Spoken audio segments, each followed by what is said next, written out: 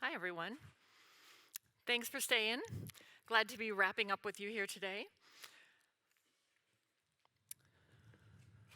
All right. So I am Lisa John. I'm with Battelle. Battelle is a nonprofit research organization. Jared on the wastewater panel is also with Battelle, so glad to be here together to represent. We are here primarily because I'd like to talk with you about a fabulous partnership that we were very happy to be involved with over the past couple of years, here in Illinois particularly. So I'll be talking about expanded operation testing. Operation Expanded Testing, which was a federally funded program. We at Battelle ran the Midwest Coordinating Center hub. There were 4 hubs across the country. We had 16 states that we were responsible for. So I'll be talking with you about partnerships that we implemented, challenges and solutions, successes, and then just some broader context regarding public health vigilance.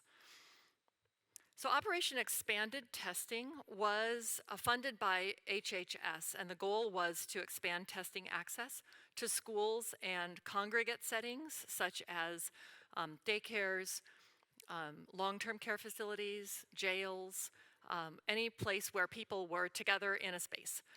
And as I mentioned, there were 4 regional centers. The green on that map shows you the part that Battelle was responsible for.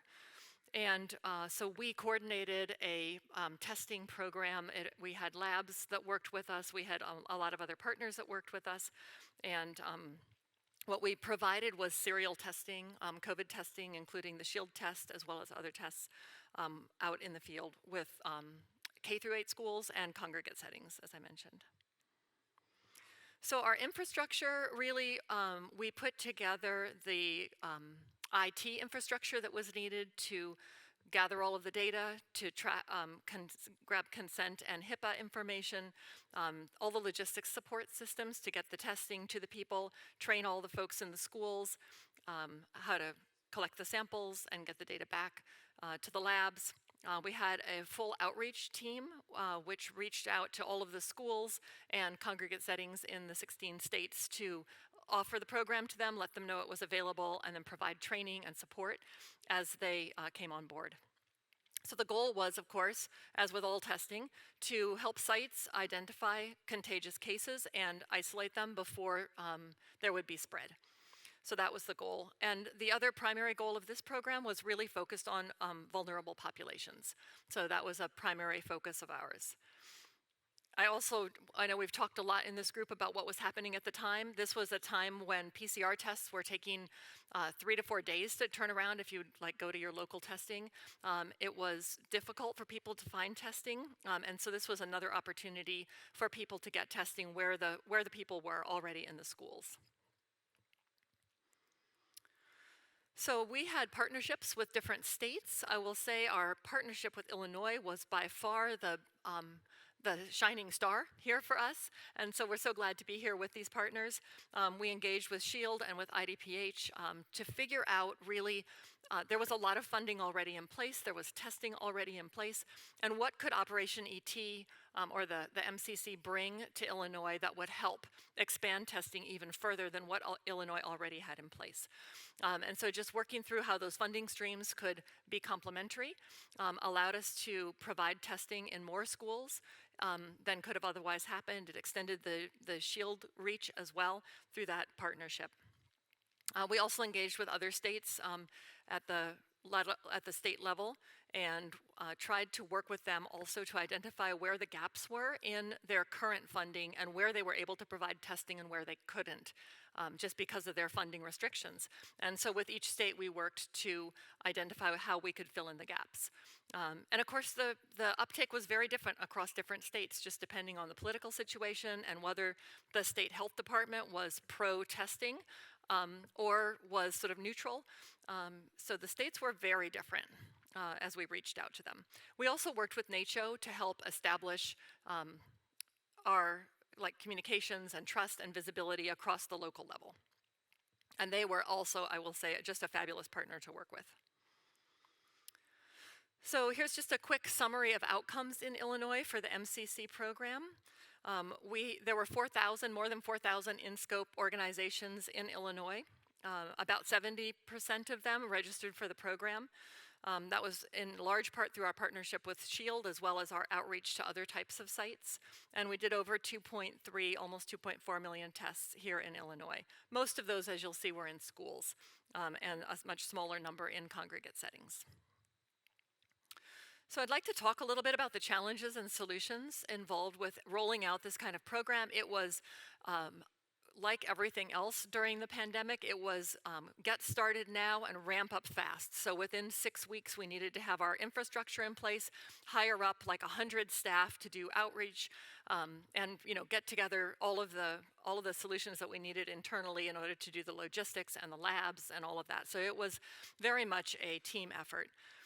There were a lot of challenges as we rolled out into the field. Trust was the first thing. People hadn't heard of us, of course. And so we had to establish who we were and what we were offering and that we were legitimate. And we did that a lot through webinars, by providing resources, by providing links to the government websites, to just underscore that legitimacy, and a lot of just one-on-one conversations. The timing of the launch was also challenging. Our funding actually started right as the school year ended. And with a focus on schools, that was a challenge because the administrators weren't in the office.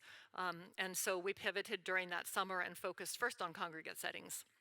And then as the administrators started to come back in the school in the late summer, we engaged them as well.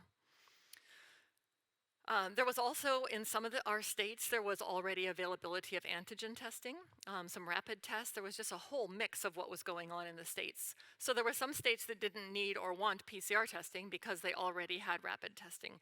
And then in some places, those ran out. And so as their availability of tests started to dwindle, then they'd call us back and say, hey, is that program still available? And we would step in. So it was very fluid over the time we were in the field. In some places, they already had a program, and then the funding ran out for the program, and so they switched to our program. That was always a challenge because they just needed to adjust to a new system, upload new consent forms, and so we did everything we could with our IT system as we kind of developed the program to offer additional features that made it more user-friendly for places that needed to switch kind of midstream. Another thing we found with the daycares in particular was the corporate organization would call us and say, hey, I have got 200 of these in your 16 states and they all want to enroll, or we want them to enroll. And so we would reach out to the individual sites and they were like, maybe not so interested, right? And so it was a lot of outreach for very little uptake. And so our recommendation there is just in working with partnerships and organizations to put more onus on the lead organization rather than expecting that the sites are going to necessarily fall right into place. So that was kind of, I think, a little unexpected. We thought they would sort of fall in with corporate. And then, of course, PII. We all deal with PII. We're not generally a clinical service provider at Battelle, but we have a lot of experience with security, with IT security and classified information and patient information that we would work with on a research basis. And so we have experts in-house who were able to help us put together everything we needed to protect that data. And then we also, of course, required training on how to protect the data in the field as well. So here are just some of the successes. As we rolled out the program, our approach was we developed a playbook in each state, and we organized a team that was focused on each state, so a state lead and outreach people so they could really understand what was happening at the state level. So we also had our government affairs people helping with us, and so we reached out to all of the state government representatives and communicated with them, both at the health department, the Department of Education, the governor's office, that sort of thing. So very much that top level outreach. And at the same time, we had our outreach staff reaching out to the individual schools and districts and shelters and that kind of place to provide information about the program. So we were successful in reaching most of the districts and private schools in the 16 states. Overall, our hub, which was one of 4, enrolled 53% of the sites that were enrolled nationally. So really pretty, solid enrollment. There was a lot of variation across the different parts of the country in terms of their interest in testing and their political situations and all of that. And in our region, there were quite a few states who really had no interest in testing. And then we had states like Illinois who were definitely paying attention and all in. But overall, the uptake was fairly successful. We also, in the end, conducted about 32% of the tests that were conducted nationally for the Operation ET program. So again, for that nationwide program. And really, I think what helped us there was the outreach team as well as the customer service team that we put in place, who were there to just help with anything that came up in the field as the sites were collecting the data and sending it into the labs. Most of our testing occurred in schools, which is great because, as you all know, testing in schools protects the community, right? And so we were very fortunate to have that many schools come on board. We were also really successful with turnaround time. Again, in big part, that's related to our partnership with Shield, who had this incredible turnaround time of, I think it was like 13 hours or something, with the one and done saliva test. In addition to that, we had a lot of PCR tests that were pooled and then reflexed to individual. And so that process took a little longer, but we just paid really close attention in real time to everything, to all of the logistics, to any kind of situations that came up. We did root cause analysis right away and tried to figure out, okay, what's happened here that slowed things down, and how could we improve the system overall. So really ongoing real-time monitoring. We had heaps of dashboards like you all did, and we're paying attention to everything to try to keep that turnaround time down. And there were challenges with that because, getting things from Wisconsin in the winter and FedEx, and there were just a lot of logistics to deal with. But overall, again, a success there. So just to talk a little bit about how this fits into the bigger context, and this is aligned with what we have all heard here over the last day and a half, is there's so much that we learned during this pandemic, and so many relationships that we developed. At Battelle, these are some of the things that we're involved in that you see on the slide there. We do the wastewater testing, as Jared spoke about early. A lot of modeling, a lot of epi-modeling. We work with the CDC tracking network and work on developing their dashboards and data so that there can be that forecasting at the bigger level. And as well as genomics work, so those curated digital libraries, the bioinformatics, as well as a lot of different kinds of sequencing and analysis.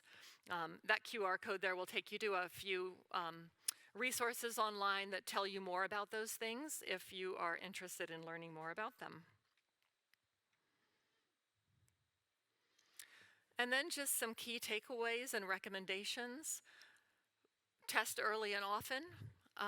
That was the thing we were all trying to do, right? And so I think one of the big lessons here was about when the federal government was trying to figure out how to protect the people, and we all were trying to figure out at the local level how to make that happen. Those trusting partnerships made all the difference, really.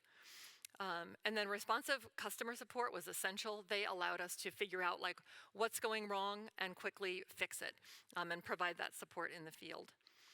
And then throughout this, we were meeting first daily with our federal client and then bi-weekly, providing them all the information of what was going on in the field, where we saw uptake and where we didn't, and how we recommended pivoting and all of that kind of stuff. So that transparency really makes a big difference with the client as well as with all of our partners. Is just really building that trust and figuring out together how can we do the best good for the most people. And then finally, of course, and this is where we hope that the country has learned something and that we're all going to be able to, keep ensuring that testing is available for people no matter what comes next. And all of the kind of characterization that can be done in the surveillance to allow us to be more ready next time and to hopefully have really good outcomes. I think that might be the end. I talk fast. Thank you for your time. I appreciate it.